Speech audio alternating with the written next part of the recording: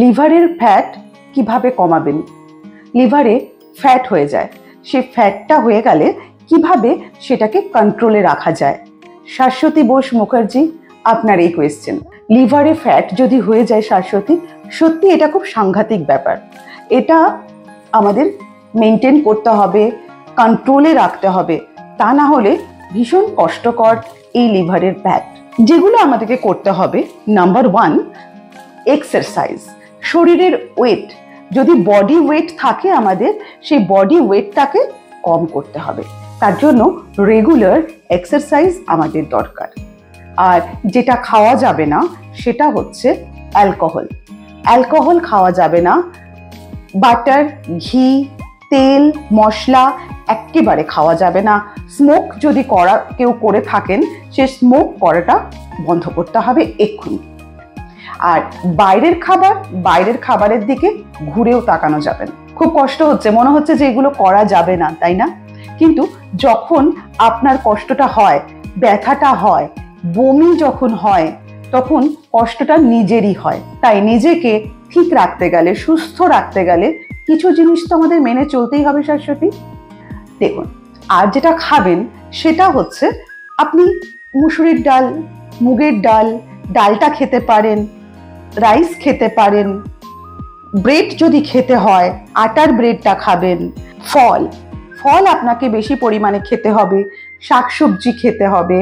আর ফলের মধ্যে আপনি যেগুলো খাবেন সেগুলো হচ্ছে আঙুরের রস খাবেন, পাকা পেঁপেটা আপনি খাবেন। এটা লিভারটাকে ভালো রাখতে সাহায্য করে।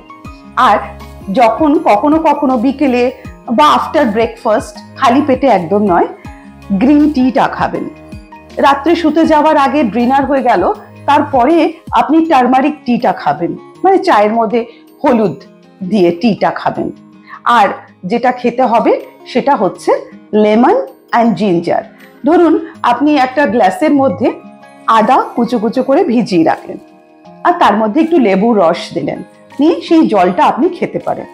এক তো ডিটক্সের কাজ করছে, উপরন্তু আপনার লিভারের ফ্যাটটাকে কন্ট্রোল করে। আর এক্সারসাইজ তো মাস্ট, যেটা বলছি, কারণ আমাদের সব থেকে আগে বডি ফ্যাট কমাতে হবে। তাই একটু নিজেকে সুস্থ রাখতে গেলে, ভালো থাকতে গেলে যেগুলো বললাম এগুলো একটু মেনে চলুন, দেখবেন অনেকটা সুস্থ থাকবেন। প্রত্যেককেই মানে লিভারটাকে ঠিক রাখতে হবে, কারণ আমাদের শরীরের যেমন হার্ট, লিভার, ভেতরের জিনিসগুলো, এগুলো যদি খারাপ হয়ে যায় তাহলে তো জীবনে বেঁচে থাকাটা বা এগিয়ে চলাটা খুব ডিফিকাল্ট হয়ে পড়ে। তাই আমাদের কোনোভাবে মানে আপসেট না হয়ে নতুন করে শুরু করতে হবে।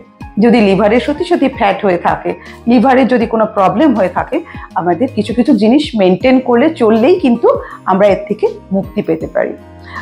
যখন ইচ্ছে হলো যে আজকে এই ধরনের খাবার দাবার খাচ্ছি, ভালো লাগছে না, তখন কিন্তু একটু সুজি বানিয়ে খেলেন, কোনোদিন আপনি সুজি দিলেন। তবে দুধ, ঘি, বাটার আমি এটা একটু অ্যাভয়েড করতেই বলবো। সুজি খেতে পারেন, ভুট্টা খেতে পারেন, এতে আপনার প্রবলেম হবে না। এগুলো কিন্তু খাওয়া যায়। আর সকালবেলায় আমাদের অসুবিধে হচ্ছে এক্সারসাইজ করতে, সারা দিনে যখন খুশি একটা এক্সারসাইজ করুন না, কোনো প্রবলেম নেই। দিনে 1 ঘন্টাও যদি অনেক বেশি মনে হয়, আধা ঘন্টা করুন। এছাড়া আপনি মর্নিং ওয়াক যদি ইচ্ছে না হয়, ইভিনিং ওয়াকও করতে পারেন। তবে হ্যাঁ, ইভিনিং ওয়াক যদি করতে হয়, যে কোনো কিছু এক্সারসাইজ বা কার্ডিও যদি আমাদের করতে হয়, ঘাম ঝরাতে হবে।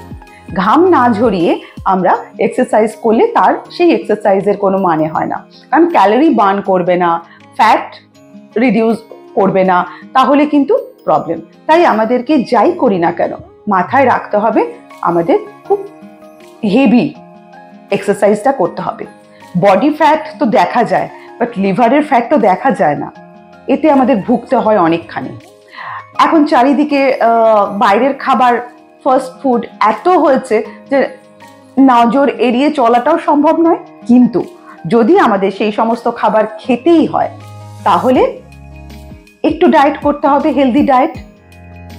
যদি লিভারে এফেক্ট অলরেডি হয়ে গেছে, ফ্যাটি লিভার অলরেডি হয়ে গেছে, তাহলে কিন্তু একেবারেই ফাস্ট ফুড ছোঁয়া যাবে না।